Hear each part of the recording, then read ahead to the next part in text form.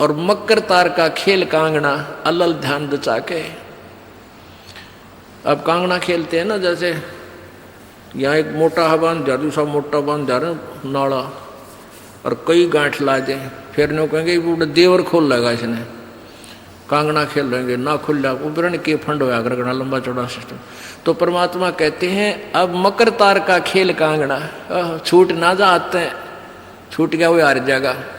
तो उस मकर तार का ऊपर से जब आत्मा यहाँ से चलेगी, परमात्मा कई तरीके से इसको, कहीं किसी स्थान पर किस तरीके से आपने जाना है, तो आप कभी एक आध बार कभी ध्यान वैसे ही कुदरती लग जाता है, बैठ जाते हैं, कभी आंखें खुली है तो भी बंद हो जाती हैं, और कई बार ऐसा होगा कि एक मकड़ी के तार जैसा आपको लंबा स्ट्रेट, बहुत उसका कोई और छोर आप नहीं देख सकोगे, ऐसा तार सा नजर आएगा, उसको मकर तार कहते हैं। उसके साथ लग के आत्मा जैसे मकड़ी उस तार को पकड़कर ऊपर चढ़ जाती है, ऐसे वो मकर तार का आपको दिखाई देगा जब चलेगी यहाँ से आत्मा संसार छोड़ के, तो एक मकर तार का मार्ग आपको मिलेगा, उसके साथ चलना, उसको छोड़ना नहीं तो उधर नहीं जाना, नहीं तो मार खा जाएगी।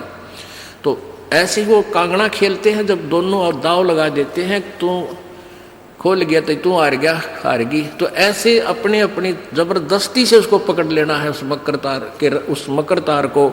मकर तार माने मकड़ी का तार। ऐसा एक रास्ते में आपको ये गाइडलाइन होगी कि इसके साथ साथ चल, भ्रमित ना होना सतलोक जाने के लिए। वो कुछ समय कुछ स्थान तक मकर तार है, उसके बाद फिर परमात्मा का अलग से मार्ग है। सुरत नृत्य है डोली तेरी, बैठ सुन शिखर में जाके, मकर तार का खेल कांगना अल्लल ध्यान दचा के। ओए होए, एक एक वाणी का आधा हिस्सा भी इतना जबरदस्त भर रखा भगवान ने। अब अलल पंख, अलल ध्यान दचा के, एक अलल पक्षी होता है, उसको अनल भी बोलते हैं। अनल, अनल माने वायु, यानी वो आकाश वायु में ही रहता है, ऊपर नीचे नहीं आता। वो अंडे भी ऊपर ही दे देती है वो अलल पक्षी मादा, और उन अंडों को हवा में छोड़ देती है, और ऐसे स्थान पर अंडे देती है, पैदा करती है कि नीचे केले के बन हो, केले के बन। तो केले कैसे फंसे रहा कर, केले के बना बनो आपस में बहुत लंबे लंबे बढ़ जाते हैं।